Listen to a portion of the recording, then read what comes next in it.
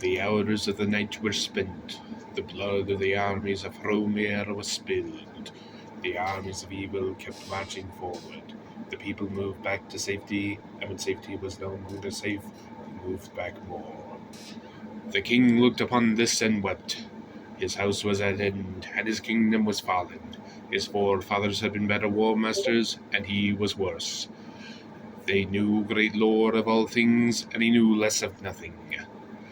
Their hour came when they needed, and his had passed. His name was against his character, for his name, Athelwald, meant glorious prince, and his glory lay in being his father's son, and not his people's king. In despair he turned to his armor-bearer, and with finality he spake. Lo, the day made, to death is her doom, on green fields swallowed as if by gloom. Haggard the rider, and hewn are the horses, great engines of war, eternal in their courses. Weeping the people, in panic they hide, while great lords cower, but low they ride, certain death behind them, and doom in sight. No hope shall come, no hearth or daylight. Though king I am, my realm I can't keep, whilst hewn and broken I wail in my sleep. Though armies stand strong, no allies in sight, those spears we wield, we speed towards smite. Courage now fails me as cold tidings near. The forces of evil know nothing of fear.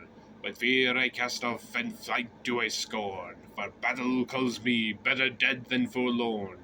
This tale of doom now tell it well. Flee the field where the dead now dwell. My armor calls my armies in need. Their lord shall ride his last stand to lead. The soldier at the gate, he stands with me. The horsemen are bright to fight past the lee. The warriors stand ready, their will is known. Together we march to graves yet unknown. Take your cloak, take care and hurry, for speak you must, tell of blood-spilled fury. Tell of dead kinsmen, of king, lord, and thane. This task I give, till of the glorious slain. For this hour keeps, and here we stand. The horn shall sound, and slow evil's hand.